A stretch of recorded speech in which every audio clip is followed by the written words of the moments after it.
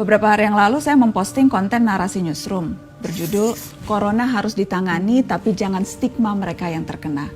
Isinya laporan peristiwa-peristiwa stigmatisasi antar warga yang terjadi belakangan ini. Misalnya di Medan, ada sekelompok warga menolak proses pemakaman jenazah seorang pasien COVID-19. Padahal keluarganya sudah mengikuti protokol keamanan pemakaman. Di Mata Najwa, kita juga sempat menyinggung ini dengan seorang narasumber. Setidaknya ada 4 perawat rumah sakit di Persahabatan Jakarta Timur yang diusir dari kosnya karena dianggap membawa virus. Para suster ini sempat terpaksa harus menginap di rumah sakit. Banyak komentar yang masuk di postingan itu. Saya ingin bacakan beberapa di antaranya. Ada dari Osianikma. Di sini juga ada Kak Najwa. Jenazah sudah ditolak di 2 tempat, kemudian dikebumikan di wilayah lain. Tapi saat warga tersebut tahu itu jenazah COVID-19, warga geger minta dibongkar kuburannya. Miris lihatnya. Ada dari Jini, teman saya kerja di rumah sakit, sekarang seperti dikucilkan para tetangganya. Sedih banget dengar dia curhat. Ada dari Vika Unitas. Bahkan saya dan teman-teman yang ada di kota berstatus zona merah, padahal bukan ODP pun nggak diperbolehkan masuk ke kos. Ada teman saya yang diusir, di gerbang ditulis orang dari kota saya tidak diperbolehkan masuk. Ada dari Lucy Louis, kemarin ada pasien ODP datang ke rumah sakit tempatku kerja dengan nangis-nangis memohon untuk dibuatkan surat keterangan bahwa dia nggak kena COVID-19. Kami pun bertanya kok sampai nangis segininya. Saya diusir dari kontrakan saya, Dok. Kata yang punya kontrakan, saya meresahkan masyarakat karena bisa nularin penyakit.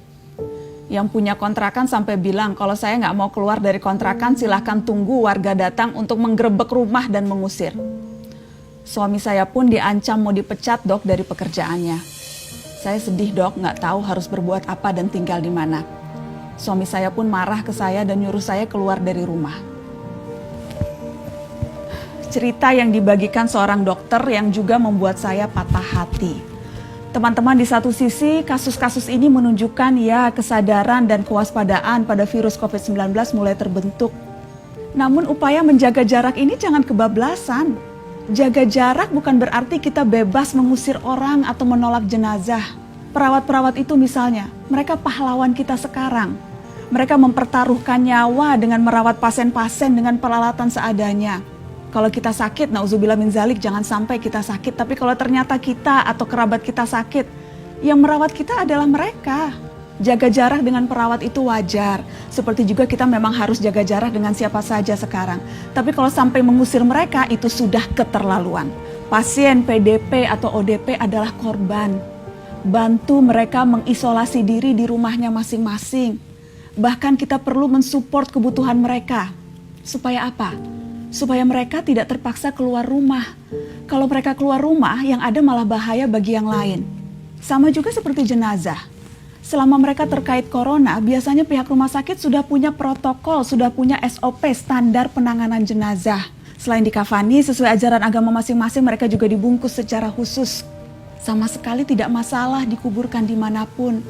Karena ketika sudah dikubur, mereka tidak akan menyebarkan virus. Saya akan kutip keterangan Kepala Departemen Kedokteran Forensik dan Medikolega Rumah Sakit Umum Dr. Sutomo Surabaya, Dr. Edi Suyanto. Secara ilmiah ilmu kedokteran, korban atau jenazah kemungkinan menularnya sudah tidak ada, apalagi virus corona. Virus corona harus hidup pada inangnya. Inangnya sudah mati, virusnya juga ikut mati, sama dengan HIV/AIDS, sama dengan H5N1 atau flu burung. Jelas itu, jelas tidak akan menularkan. Pasien positif COVID-19 yang akhirnya meninggal saat mereka sakit tidak boleh dijenguk keluarganya.